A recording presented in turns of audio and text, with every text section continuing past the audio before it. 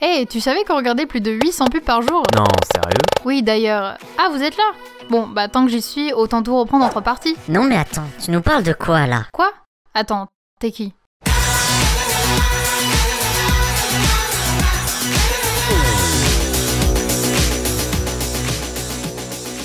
Ah j'en sais rien, je traînais là, donc je suis venu voir. Ok, donc je reprends. La publicité... C'est quoi la publicité? Ah, mais 2 secondes! C'est mon premier point. T'étais où pendant ces 2500 dernières années? Laisse tomber. Tu sais que durant l'Antiquité romaine, certains grands gladiateurs pouvaient se payer le luxe d'être affichés un peu partout dans la ville. Comme ça, les gens misaient sur eux. D'ailleurs, c'est dans ces eaux-là que la propagande est née. On faisait des fresques des différents hommes politiques. Ils utilisaient pas des crieurs à l'époque? Non, pas du tout. C'était au Moyen-Âge, ça, où seuls les moines pouvaient écrire à la main. Sans l'imprimerie, le nombre de documents était assez limité. Ça explique que l'on payait des gens pour créer les nouvelles. Ah, je comprends mieux. Tiens, en parlant de ça, c'est grâce à l'imprimerie que tu vois la publicité de ton jambon préféré tous les matins. Ah bah oui, c'est logique. Plus que tu ne le crois. Sans l'imprimerie, pas d'affiche. Qui dit pas d'affiche, pas de popularisation de la pub.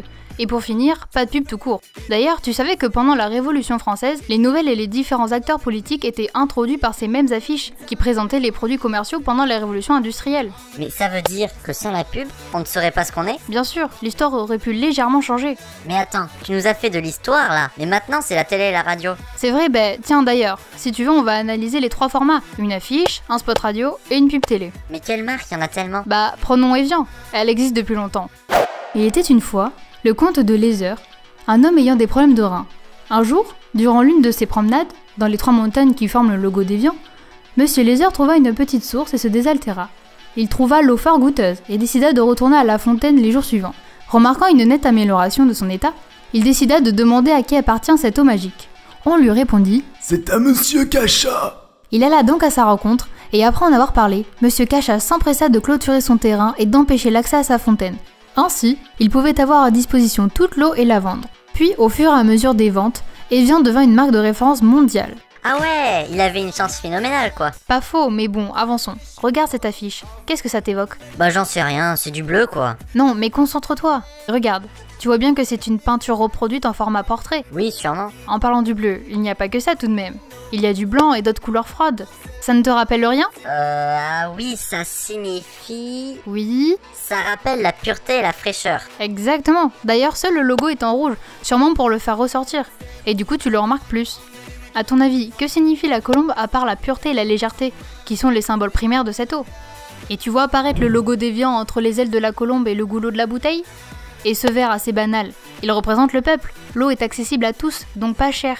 Et le dégradé sur le côté fait penser à un lever du soleil, symbolisant le renouveau.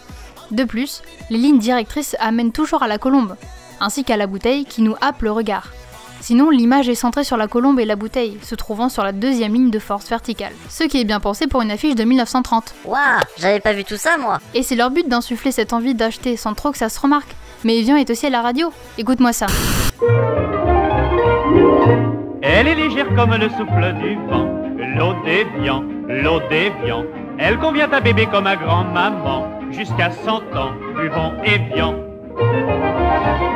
Arrête, ça reste dans la tête. Mais c'est le but.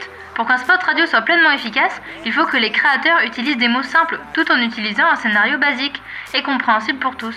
Tous ces ingrédients font que cette publicité te reste dans la tête. Mais as-tu compté le nombre de fois qu'est utilisé le mot Evian? 3 fois. Et encore, ce n'est pas la pire. C'est grâce à Top si tous les cheveux deviennent merveilleux, brillants et soyeux. C'est un shampoing comme il n'y en a pas deux qui rend le cheveu souple et vigoureux. Dop, dop, dop, dop, dop, dop, adoptez le shampoing Dop. Dop, dop, dop, dop, dop, dop, tout le monde adopte Dop. Et t'as oublié que ça arrive souvent. Oui, comme ça reste davantage dans la tête. Et quand tu iras faire tes courses, tu penseras à acheter ton shampoing Dop. Mais as-tu bien écouté les paroles? Oui, bah elle est légère comme le souffle du vent. Bon, voilà, légère, le souffle du vent, l'eau d'Evian, on a compris quoi. Oui, et pour la suite? Elle convient à bébé comme à grand-maman, jusqu'à 100 ans, buvons Evian. Evian nous montre bien que son eau est suffisamment pure pour nourrir des bébés. Et les grand-mères aussi. Exactement. Et pour jusqu'à 100 ans buvons Evian, la pub se termine par un verrouillage. Elle se termine par une phrase simple décrescendo. Il signifie que l'eau déviant est notre amie et qu'elle nous suivra jusqu'à nos derniers jours. Ou alors qu'elle nous poussera jusqu'au centenaire prochain, puisque l'espérance de vie était à l'époque de 60 ans. J'ai remarqué aussi qu'il n'y a pas de petits bruits comme psst, comme dans les autres publicités. Oui, tu dois parler des habillages sonores. Et c'est vrai que dans les pubs de l'époque, il y en avait peu, voire pas du tout. C'est surtout dans les pubs contemporaines que ces bruitages sont arrivés pour que tu retiennes plus facilement la pub et qu'elle soit plus agréable à écouter. Bon bah c'est bon, on a fini alors. Oui, la pub radio, mais il reste la pub télé. Attends, je peux le faire? J'ai vu la vidéo. Oui, d'accord, vas-y. Tout d'abord, la vidéo nous plonge dans un milieu urbain plutôt style États-Unis. Et là, paf! Arrivée du premier personnage. Il s'aperçoit qu'il est en bébé. Tut, ouverture des portes de bus. Elle s'ouvre, il se regarde, il s'avance et...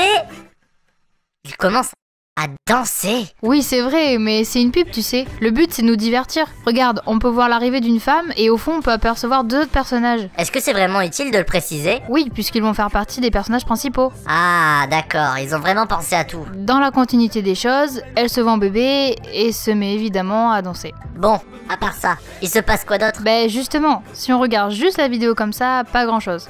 Donc je te propose qu'on avance et que l'on prenne les moments importants. Eh, mais pourquoi tu coupes? Ben parce qu'on passe à l'analyse. Ah, ok, bon bah écoute, bonne chance hein. Mais non, regarde, c'est facile. Par exemple, tu te souviens des deux premiers personnages? Ils te font penser à rien, deux personnes qui apparaissent toujours ensemble. C'est louche, non? Ils te disent vraiment rien? Bah, un garçon et une fille qui se baladent dans la rue. Oui, mais pas que. Avec ce plan-là, ça te fait penser à quoi? Bah, une personne entre les deux bébés et... Exactement. On les retrouve sur ce plan-là, celui-là et là. Mais aussi sur ce plan-là où ils sont à 4. Ils sont souvent ensemble sur le même plan, avec les enfants, ce qui peut nous amener à une idée de couple. Mais regardons mieux ce premier plan. D'abord, on peut... J'ai peut-être une idée.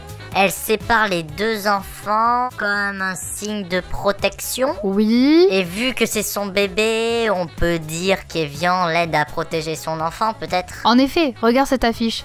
Evian se revendique l'eau des nourrissons, donc il veut nous le rappeler. Ouais, le petit couple parfait, quoi. Mais les danseurs qu'on voit juste après, alors, ils représentent aussi quelque chose? Oui, tous les personnages que l'on voit durant la vidéo représentent une catégorie sociale. Les danseurs, comme tu dis, peuvent représenter les gens qui ont la culture hip-hop. Et les deux personnages suivants représentent la catégorie des ringards entre guillemets. Comme quoi Evian est accessible à tous, même à la jeune fille blonde qui surgit de nulle part et paraît isolée. Sur tous les plans où on la voit, elle est seule. Oui, même quand on la voit avec tous les autres personnages, elle apparaît pas. Sauf si on regarde bien, on peut voir juste ses talons. Mais oui, tu as raison. D'accord. Donc la grand-mère, à la fin, nous montre que l'eau d'Evian est bon pour la santé, en fait. Ce qui fait écho au spot radio, l'eau d'Evian jusqu'à 100 ans. Mais pourquoi son bébé, il suit pas le mouvement quand elle danse? Pour le comique. Regarde la tête surprise du bébé qui représente sûrement la tête des passants en voyant ces personnes danser. Ah, d'accord. Donc tu as vu comment la publicité a évolué? On passe d'une simple affiche à une pub à la télévision. Malgré le format de la publicité, il y a toujours des messages cachés que l'on ne voit pas forcément au premier regard. Il y a pas mal de clichés, non? Des ringards, des danseurs de hip-hop, etc. quoi. On fait pas mal d'amalgames. Malheureusement, oui, mais c'est une publicité, donc ils marchent avec les stéréotypes. Mais ce qui fait la force de cette marque est le fait qu'ils peuvent reprendre toujours la même idée des bébés sans que cela nous gêne. De plus, sur la vidéo, ils ne montrent aucune bouteille d'Evian. Grâce à leur image, ils sont reconnaissables. Ils marquent bien leur suprématie. Hein. Oui, mais Evian se base aussi sur l'effet de groupe. Regarde, toutes les catégories, les stéréotypes sont ensemble. Ils sont heureux et dansent. Pourquoi? Parce qu'ils se voient en bébé. Et pourquoi ils se voient en bébé? Parce qu'ils boivent Evian. Ah ouais, on peut pas faire plus clair quoi. Bon, on en déduit quoi alors? Donc finalement, Evian est une marque de référence qui s'est imposée au fur et à mesure du temps, mais aussi grâce à l'évolution de sa publicité et de ses différents formats. Oui, et on peut dire aussi que le message reste le même quand même. Hein. Evian, l'eau de nourrisson, et pour rester jeune. Il nous manque un truc là, il nous manque un truc. Oui, mais quoi? Regarde, on a fait l'analyse de la publicité TV. Oui. L'analyse du spot radio. Oui. L'analyse de l'affiche, on l'a fait, hein. Oui. On a même fait l'histoire de la publicité et d'Evian. Qu'est-ce que tu veux qu'il nous manque? Ah, je sais, la problématique. Oui, donc la conclusion... Ah, je savais bien que t'avais oublié quelque chose. Ah, non, pas du tout, non. Bon, alors, la conclusion. La publicité a en effet évolué à travers le temps, passant du simple rappel à la manipulation d'esprit en masse. Nous avons vu qu'elle s'est adaptée avec les moyens de son temps, passant de la simple peinture au spot TV le plus orchestré. Elle nous a aussi permis d'évoluer étant un acteur majeur dans certaines grandes parties de l'histoire. Mais malgré ces évolutions, certaines publicités restent sur papier, tandis que d'autres plus modernes s'adaptent et essayent de rattraper le spectateur là où il s'y attend le moins. Par exemple, les placements de produits. Ah, comme dans When Harry Met Sally. Oui, et même si la publicité existe depuis des centaines d'années, il faut pour le développement de l'humanité qu'elle dure encore. Bon bah, nous vous remercions du temps accordé à notre modeste vidéo.